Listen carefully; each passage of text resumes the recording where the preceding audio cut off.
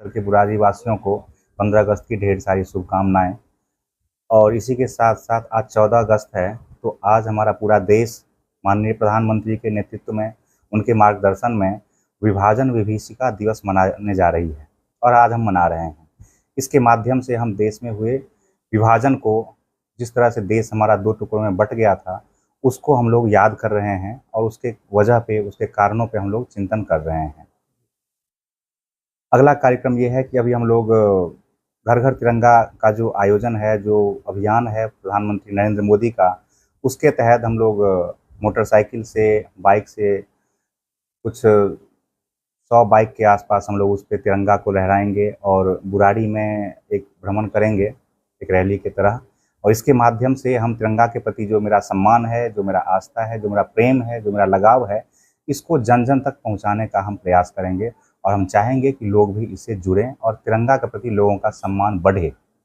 हम आज़ादी तो मना रहे हैं, हम बुराड़ी क्षेत्र में हैं माननीय प्रधानमंत्री नरेंद्र मोदी के नेतृत्व में भारतीय जनता पार्टी पूरे देश में किस तरह से विकास का परचम लहरा रही है, और यही विकास का माध्यम है, राष्ट्रीय एकता का माध्यम है, जिस वजह से भारतीय जनता पार्टी पूरे देश में तीसरी बार भी सबसे बड़ी पार्टी के रूप में आई है और फिर से सत्ता प्राप्ति हुई है। जहाँ तक बात दिल्ली की रही, आप लोगों को पता है कि दिल्ली की चाबी अभी भारतीय जनता पार्टी के पास नहीं है, हमारे पास नहीं है। तो इसीलिए जो दिल्ली की स्थिति है, ये माननीय अरविंद केजरीवाल जी के हाथ में है। और अरविंद केजरीवाल जी कहाँ हैं, ये किसी से छुपा हुआ नहीं है। जहाँ तक बुराड़ी की बात है, तो बुराड़ी समस्याओं का खजाना एक तरह से बन गया है। यहाँ पे इतने समस्याएं हैं कि अगर मैं ये कहूँ कि 2009 या 10 में जब भारतीय जनता पार्टी का यहाँ पे विधायक थे, उससे भी बुरे स्थिति में बुराड़ी हो गया है। हम कहते हैं कि उनके आने से पहले बुराड़ी की स्थिति बहुत बढ़िया थी। यहाँ पे सड़कें अच्छे थे, यहाँ पे सीवर की व्यवस्थाएं अच्छी थी, पानी का व्यवस्था अच्छा था। लेकिन आज पिछले 10-12 साल में हमारे माननीय विधायक जो हैं, उन्होंने बुराड़ी का बेड़ा गर्क करके रख दिया है। आप जैसे ही बाईपास से अंदर आते ही आपको बुराड़ी की परछाई दिखना शुरू हो जाएगा। चाहे वो 100 फुटा सड़क हो, चाहे बुराड़ी की कोई भी गली हो, कोने कोने जहाँ भी आप बुराड़ी में जाना चाहें, आप जाके देख सकते हैं। एक भी ऐसा सड़क नहीं है जो बढ़िया हो, जिस पे चला जा सके। एक भी सड़क की स्थिति दुरुस्त नहीं है। सारे सड़क को इन्होंने खुदाई कर रखा है। किस लिए खुदाई कर रखा है? सीवर डालने के नाम पे। और सीवर कहीं भी नहीं डलता, हर जगह पे पानी लगता है। कहीं पे एक लेबर आता है, थोड़ा सा काम करके चला जाता है, बोलता है कि हाँ ठीक है आएंगे, और कहीं भी कोई विकास का काम नहीं हो रहा। इसके वजह से आप अगर देखें बुराड़ी के अंदर घूम के, मैं तो घूम रहा हूँ और आप भी घूमते हैं, बुराड़ी में व्यापार की स्थिति बहुत दयनीय हो गई है। जितने भी दुकान गली में, मोहल्ले में, चाहे जो भी ब्लॉक हो, चाहे जो भी कॉलोनियाँ हो, नीचे के जितने भी दुकान थे, कोई भी दुकान आज किराए पे लगने को राजी नहीं है। कोई भी किराएदार आने को राजी नहीं है और कोई भी दुकान खुलता भी नहीं है। कई सारे कस्टमर इधर आते थे, पहले बहुत बड़ा मार्केट हुआ करता था बुराड़ी का, लेकिन अब बहुत सारे लोग यहाँ पे आके वापस चले जाते हैं, क्योंकि यहाँ पे ना तो पार्किंग की व्यवस्था है और ना ही सड़क की व्यवस्था है, ना बिजली की व्यवस्था है। लोग यहाँ पे त्रस्त हो चुके हैं, त्राहिमाम किए हुए है यहाँ की जनता।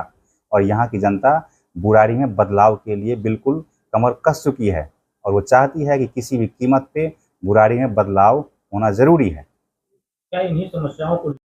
बिजली का बहुत बड़ा समस्या है बुराड़ी के अंदर, और हमारे माननीय सांसद महोदय ने जो प्रॉब्लम था एनडीएमसी का, उसके लिए उन्होंने काम सॉल्व कर दिया है और वहाँ पे अब कोई प्रॉब्लम नहीं है।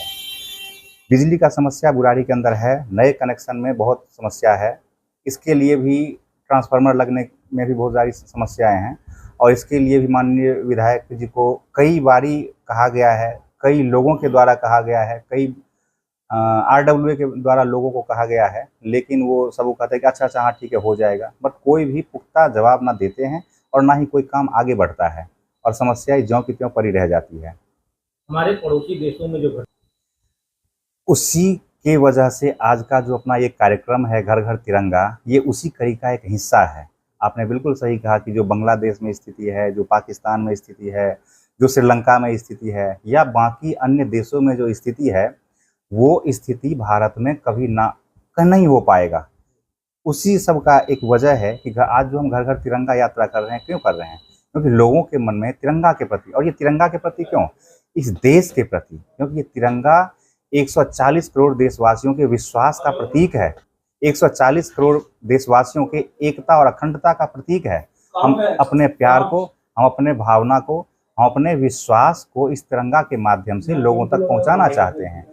और इसी वजह से हम ऐसा मानते हैं कि भारत में ऐसा स्थिति कभी नहीं आएगा, चाहे हम किसी भी कितने भी पार्ट में बटे हों, चाहे वो नॉर्थ हो, चाहे ईस्ट हो, चाहे साउथ हो, चाहे वेस्ट हो, हम कुछ भी हैं, लेकिन हम सब एक हैं, एक ध्वज के तले हैं और एक राष्ट्र ही हम माने जाएंगे।